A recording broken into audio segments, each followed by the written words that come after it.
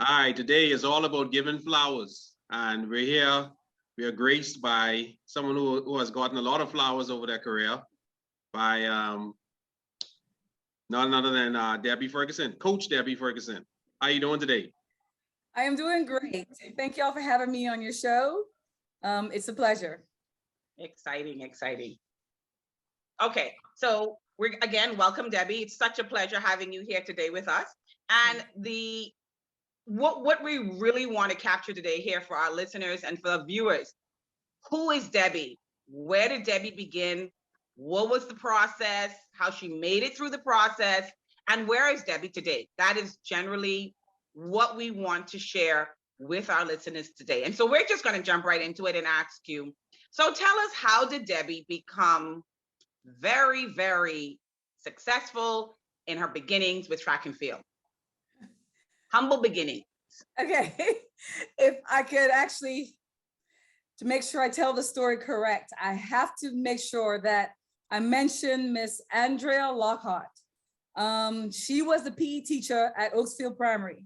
And while I was attending Oaksfield Primary and, doing PE, she approached me one PE and said, you look like you have some talent. You could run. I was like, okay. And she said, well, I'm gonna introduce you to Mr. Frank Pancharaming. And honestly, from there, as they say, the rest was history. She saw that, in her opinion, that I had some talent. I didn't know I had any talent. I was just running and having fun in PE and as a kid, run up and down. And so she introduced me to Mr. Frank Pancharaming, and Filippo and Demarius, y'all know how we love what we do.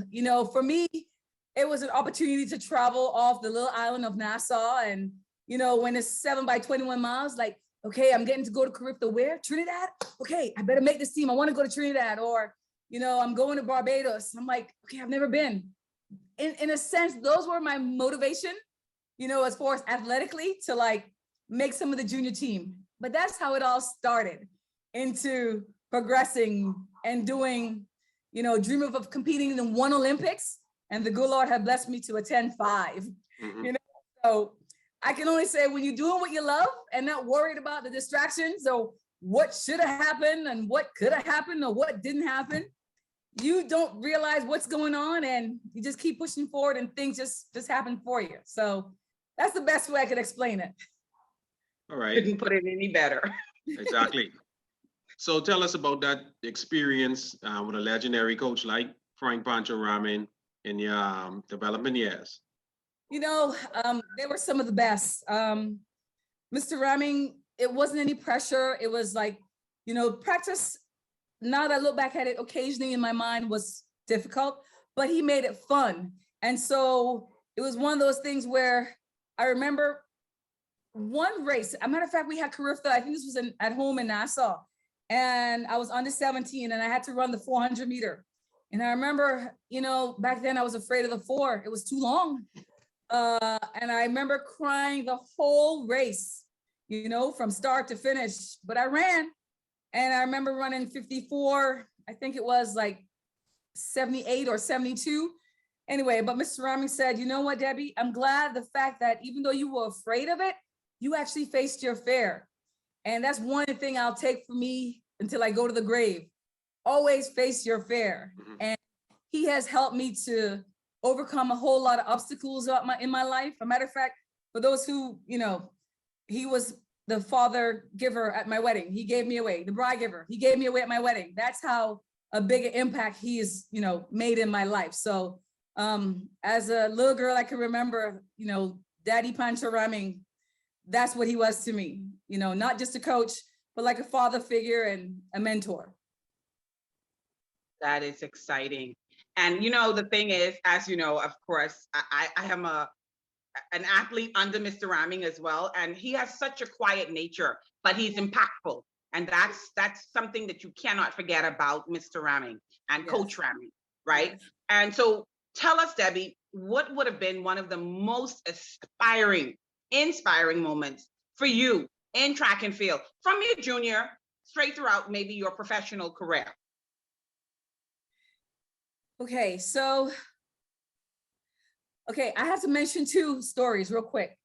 The most inspiring in a negative way was 96 for me. And when they say you tell the truth, you got to tell the truth. Yes, ma'am.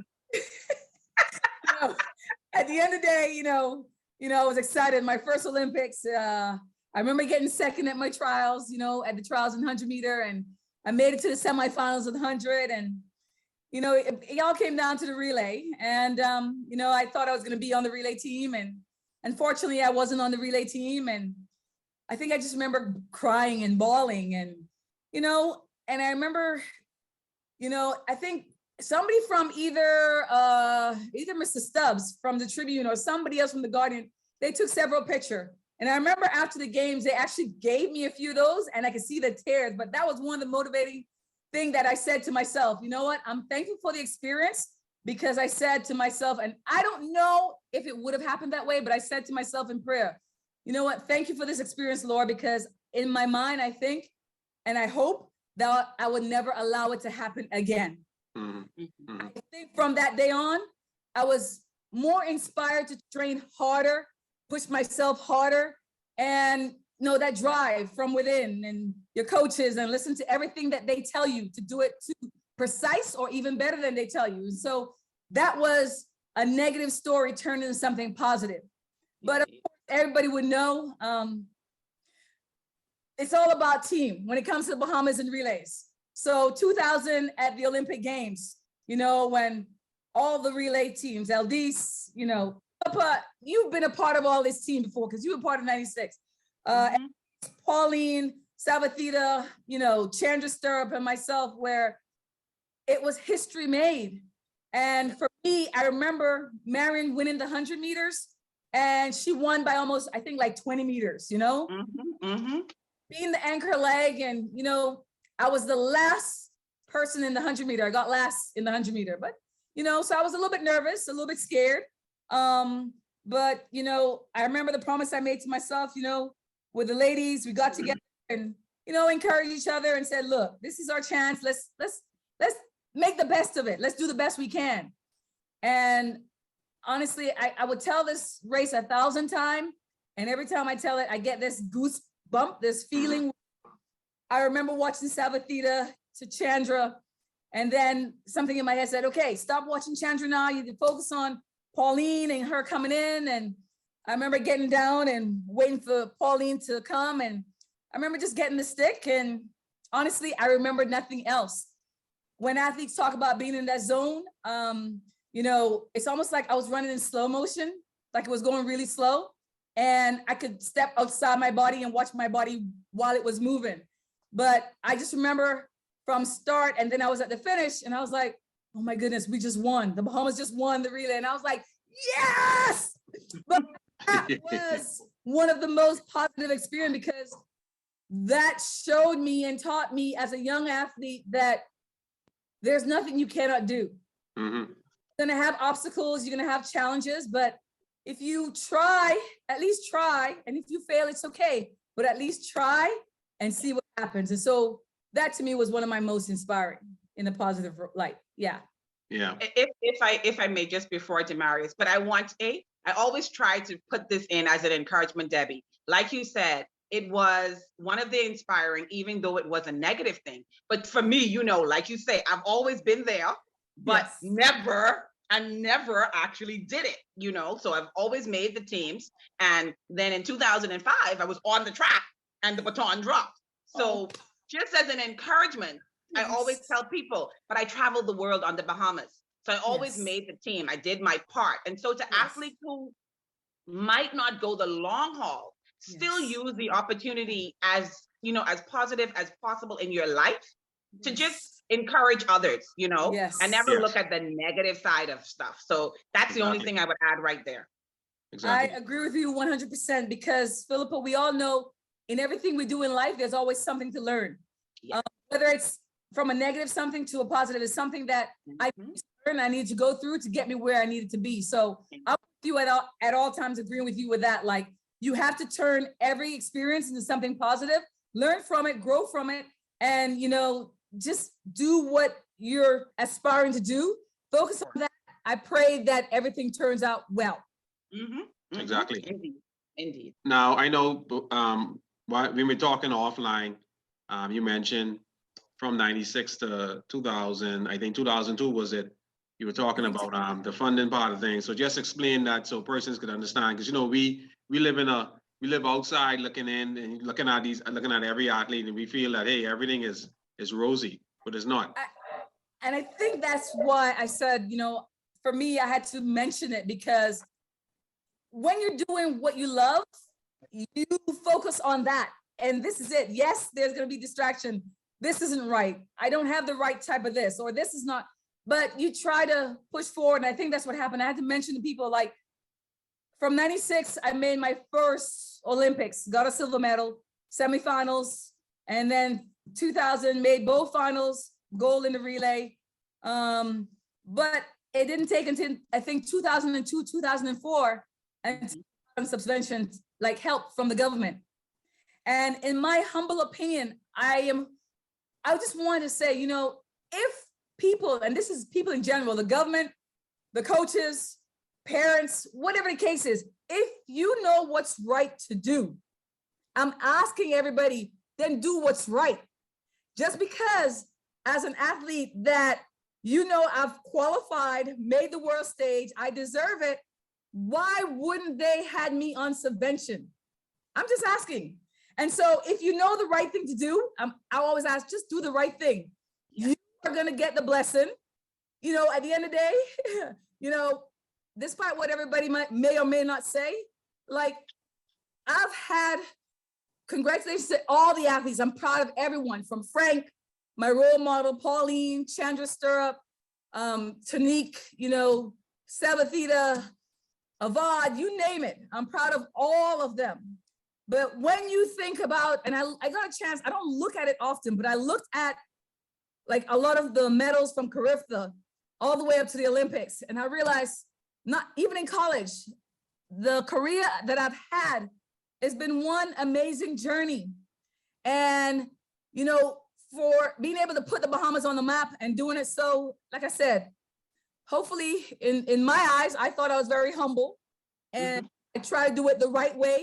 No negative, you know, connotation with my name, you know, and, you know, like I said, just knowing all that facts, the people who are in charge, whether it's learning from the past, so you teach for the future kids. If you know what's the right thing to do, I'm asking you, do the right thing. I hate when athletes have to be like, look, this is what needs to be done. Y'all say y'all need this to do this, and it's not done. Yeah. Somebody knew that I should have been on the subvention, and they didn't. And I just thought that was I'm competing for a country who is not necessarily looking out for me or my best interests. And I didn't feel good about that, but guess what? I did it anyhow. So thing for me that I didn't like, and I just want the people who are in those posts to please change that mentality. You know, the kids are the future. You have a lot of athletes right now who, in my humble opinion, I thought we'd have had a 4x1 on the women's side and maybe a 4x4 on the women's side. But one of the things I noticed right now, nobody's pushing the next level athletes. You have Shanae, as far as on the women's side, but one of the athletes that I got the opportunity to coach, Brianne Bethel, that young lady is so gifted. Where is she now? I don't know where she is, what she's doing. You could have had Tynea Gator. You have who I like to put hurdlers on the first leg, let them run the first leg. We could run and nurture a 4x1 or even possibly a 4x4. That's what we're used to putting out there, relays. But the thing that people tend to miss a lot of times, as the Golden Girls, we got together. I remember we got together at Pauline House a couple of times, you know?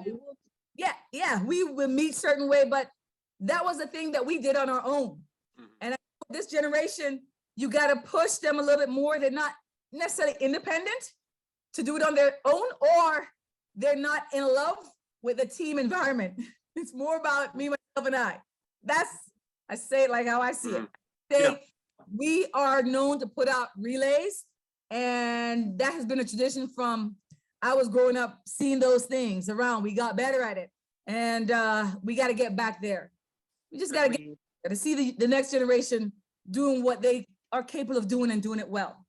We have to nurture it. You are right. And hey, Debbie, the word is synergy. We need that synergy. Yes. That's what the athletes have to have before Yes. going on that track to pass the baton around the track.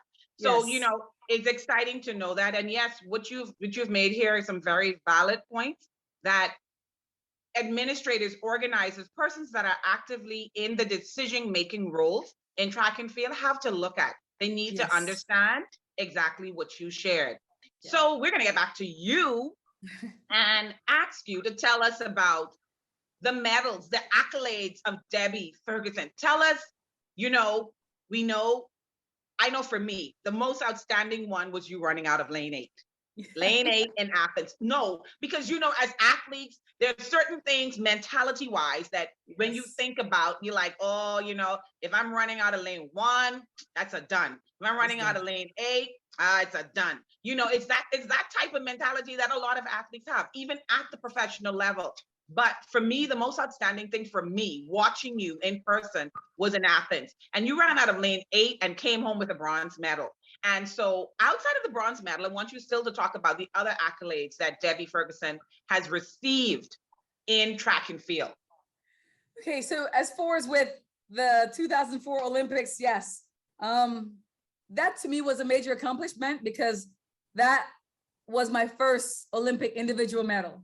And what made it even more special was, usually as an athlete, even as a pro athlete running on the circuit, anytime I get lane 8 or lane 1, right, I'd be like, oh Lord, let me just go through the motion, get this over and done with, and give up. But yes. I remember that race where I said, you know what? I know I was ready. I was fit, in good shape. And I was like, you know what? Excuse my word, but let these girls come catch me. If they beat me, they beat me, but they're gonna have to run to catch me. Yeah. And I remember looking at the race and I had a good start. And then there was some lull in there where I was thinking, okay, where are they? They normally pass me by now. And that split second, I was like, girl, what you doing? Run! And I called myself and started running again. And I think I remember myself and Aileen at the end. And anyway, I ended up getting 3rd. And that was super special. My first Olympic medal, bronze medal from lane 8. One of those things was impossible to do. Yes. 8, so that was a big thing for me. And, very thankful to God for that. To God be the glory. Like, when you think you can't do something, like I said, all you got to do is just show up and try. Indeed. Let the pieces fall where they may. I guess in addition to that would be, Commonwealth Games 2002. I walked away with 3 gold medals at the time and 3 records. That was something I never even dreamt of that would happen. I was having a wonderful meet, a wonderful year. A matter of fact, I think that year I either ranked number 1 to 200. If not, it was probably number 2. But, and then to be ranked like that, that's what you dream of as an athlete to happen. And so that was a special year for me, especially competing in Manchester, England, where sometimes, the weather isn't the best, but that was special for me. 2001 was special for me as well, because even though, I got 2nd at the time in the 200 meters, 7 years later, I ended up with a gold medal. So it's kind of bittersweet because in actuality, I'm taking nothing from anybody. Everybody who's gotten their glory, they deserve it all. But in actuality, if it was done correctly in the right way and I had won the gold medal, I think at that time in 2001, I don't know the stats, but that probably would have been the first, I think, as far as a gold medal on the women's side for the World Championship. I could be wrong. Mm-hmm. I don't recall did anyone win a gold in 95? 95? Yeah. No. 95 in 97? No. In 99? No. So I'm just saying, okay, so I just want to make sure that was clear. That would have been the first Olympic gold medal for the country. Technically it is, but it's not the same thing because I wasn't on the podium, so, that was a missed moment for me, and it's kind of bittersweet, but in the end, like I said, things you tend to learn from and when, your past. So hopefully for the future. And I think I remember watching your interview with Coach Tyrone where you talk about him being a statistician, and, you know, sometimes you got to know the history of things. Yeah. So you understand even more with things that are going, Yeah. you know? And so I just had to mention that. I ain't trying to toot no horn or belittle anybody, but that would have been another special moment for me, because in my mind at the time, I looked up to Marion Jones. She be like the Elaine Thompson or the Shelley and Fraser or whatever the case is. And, you know, they're good. And it was your goal to win or to beat them. And so how it happened, it was bittersweet, but it actually happened, and it made me even prouder, because how it happened, I beat you and I was clean. Yeah. Amen, amen. But I Yeah. want you to throw in there some of your collegiate accolades, Debbie, because I think a lot of people don't realize while you attended University of Georgia, you were at the top of your, top of the grades in your years. So It's just a little funny bit about sometimes. that. It's funny sometimes how people, you don't remember it, but I remember being at home in December, just this December, and it reminded me when I look at some of the plaques that I had, and I looked as a freshman, I saw I won the 55 meter and the 200 meter indoor. We never ran indoor in our life. No. No, for real. And I had challenges running the 200, especially on a flat track, was all over the place. But the SEC, and I thought about that, to win the SEC as a freshman. Excellent. That is huge. Yes, it is. I don't remember all the others, but I think at every year in the SEC, I've had several gold medals or either top 3. And NCAA. Same thing with the NCAA. I didn't realize it, but as a freshman in the NCAA, the worst place I got was my freshman year. I got 3rd in the 100, 3rd in the 200. As a freshman, everything else, sophomore, 2nd and 2nd, junior year, 1st and 1st, senior year, 2nd and 2nd. I should have won at least the 100 meter, but I overstretched, ran 10:98 in the semis, overstretched. My muscle became too elastic, couldn't respond in the final, ended up getting 2nd. But, you know, like, God is good. I can't believe I actually did that. Like, God allowed me to do that. And so I take those memories with me in life and just try to learn from that. And hopefully, you know, as a coach now, being able to share with some of the kids who want to listen. You know, it's all in the mindset. Like, let nobody tell you what you can and cannot do. Because if you put your mind and you work hard for it, it's more than talent. It's not about talent only. It's more than talent. You got to be disciplined. You got to work hard, be dedicated. Coach Barra talked about, you know, making those sacrifices, where he said something about, you know, giving up those Friday nights. So having Saturday morning practice, you can't party. I didn't party in college. You ask any of my classmates, because I didn't realize that college kids party. I was like, oh my God, it's about academics and athletics. And plus I didn't have any time. I think I remember once going to a party, and it was something that, you know, I think either, the Deltas or the AKs, anyway, they hosted a party. And honestly, I remember going, and for me as a kid, innocently, you know, we all like to dance. And I just remember by the speaker by myself, you know, just dancing. The next 2 weeks, I was tired. I was like, I can't do this no more. No, seriously, I felt it in practice. That's why I said, no, I can't do this. So I didn't participate a lot. Like, maybe I lost out on the fun side, you know, the party side, enjoying myself, but I had a great track career. You have everything. So I give God thanks for that. Not a problem, not a problem. But Debbie, before we get ready to wrap up, we know you're in the coaching role now, and we're seeing a lot of these athletes coming up, like you mentioned, the Breon Bethel, and now you at Kentucky with Avi Stein and all these athletes. What is your charge for them who are looking to make it to that pro level, in terms of where their decision making, in terms of their lifestyle and all this type of stuff? Because, you know, we're dealing with this, I wouldn't even say this generation, I would say this era. It's all microwave. You want it right now.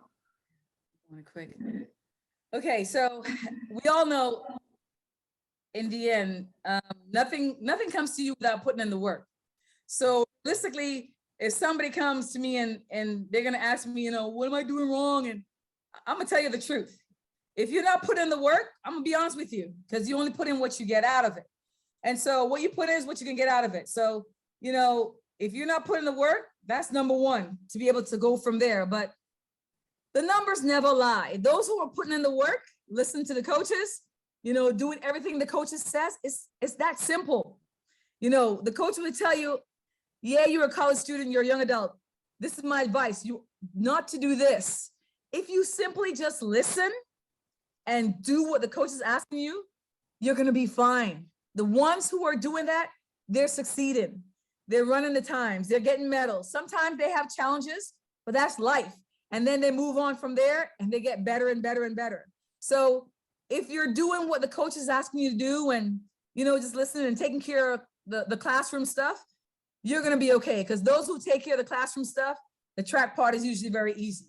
So it's the one who, a lot of kids come to college and they think, okay, I was good in high school, so I'm going to be good in college. It doesn't work like that. No. Now you add another smaller tier of great athletes like yourself. Some of them are even more talented than you. And if you're not working hard to get to that level or stay to that level, then you have a rude awakening. And there's some athletes who have actually experienced that. But like I said, the ones who are listening to the coaches and trying their best and getting the job done and working very hard, everything just falls into their lap and realize, okay, it's good to listen, just like kids and their parents. Your parents want better for you. If you're listening to your parents, sometimes they be like, man, I listen to mommy and daddy. But if you only listen to mommy and daddy, look what happens for you. So it's the same thing. Just ask to trust the coaches, just listen and work hard. It's no secret. On that note of trusting the coaches, Debbie, tell us about, I know we soon have to wrap up, but tell us about how you were influenced. You had the opportunity to train under a Bahamian coach in your collegiate years. Yeah. And then now you're a Bahamian coach being able, living in the US, helping out another set of Bahamian athletes. So tell us about that quickly. That was an honor. And I got to give tribute to him, Coach Norbert Elliott, at Georgia. So being able to represent, I felt like I had to make sure whatever he said to the T that I do, because he's a Bahamian. At the end of the day, it's all about that 242 pride. So I want to make sure that he looks good and I wanted to win. So whatever he told me to do, that's what's going to be done. And, I'm grateful to all my coaches, Amy Deem, Lance Brumman, from Andrea Lockhart, Pancho Ramming, Norbert Elliott, Amy Deem, Lance Brumman, every single one of them, and those who have helped me along the way. They've been amazing. They've been awesome, but I've listened to each and every one of them. That was the key. I was obedient in the whole process, and I trust each and every one of them. And they all came with different aspects, because Coach Elliott was more, he had like a jumper's background, but it worked well. And I know a lot of athletes be like, well, this don't work for me, or this don't work. It all worked for me, and everybody was different, but it worked. I listened. And so, obedience. And now here at Kentucky, being able to encourage some of the future Bahamian, I tell them, look, Coach Green is Bahamian. And at the end of the day, me being an employee of his, he's my boss, I want him to succeed. So I'm like, coach, I'm gonna try to do everything correct. So it's the same for even a Bahamian athlete. You gotta do this right, because you need to succeed. That's just how we see it. So, I think it's just fun. He makes it fun. He's a great leader, a great mentor. And hopefully the Bahamians here will be able to see that. And I want him to achieve. I think Megan is on the verge of coming to her own. And I know it's in there. So hopefully she keeps stepping it up. And Jada, I saw some stuff in practice with her and Coach Hall, and she's coming around. So at the end of the day, you gotta take it one day at a time. I know you gotta put in the hard work. If you put it in, the people who are there putting it in, the Abby Steiner, they're seeing it. So if you're putting in the hard work, something similar, eventually you're gonna see yours. It might take you a little bit longer, but if you put it in, it's gonna come. So yes. Awesome share. Awesome share. Awesome share. And Debbie, we just wanna give you all the flowers, not just one, Okay.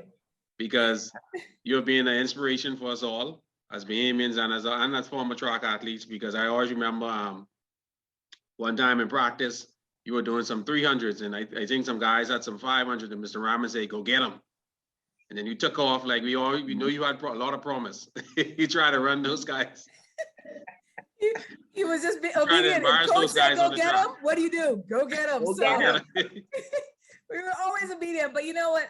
It's been a great career, a great life. Like I said, not just obedient to the coach, my coaches, but also obedient to God. And you know, he taken me places where I thought I didn't want to go there. And even as a coach, I'll mention this real quick. Even as a coach, I started off in Mississippi. Honestly and truthfully, I didn't really want to go there. People ask me, why are you going there? I said, I don't know. This is where I was hired. I heard a lot of scary stuff about, you know, the state itself, but being obedient, I went there, and I'm glad, because I needed that experience. And it brought me from there to U of H and now here at Kentucky. And so I just want to be obedient, first and foremost to God. And I think once I'm doing that, he's going to put all the right pieces and everything into place for me. And hopefully just keep encouraging the youngsters, the future of the sport, not just Bahamians, but, you know, the kids here at Kentucky and all over. It doesn't matter. I just want to see the future of the sport, just kids realizing their dream and realizing that if they dream something up, write it down and work towards it, that you could actually make it happen. So that's my key to encouraging the future of the sport and the athletes who are listening to this podcast. Right. Always put God first. Very Always. powerful, Amen. powerful statements. Well, anything else, Philippa? Well, no, I mean, for me, it's always been a pleasure, Debbie, to know you, seeing you from an athlete, as you know, in youth, all the way to professional, having the opportunity to be on teams with you. You're always a very encouraging athlete. And again, we wish you all the best. And like Demarius always says, we are happy to give you your flowers right now. Well, thank you, Demarius, and thank you, Philippa. I love and appreciate you both, and I wish you guys all success. No problem. We love you too. Love you All too, right. baby. Love you too. Thank you.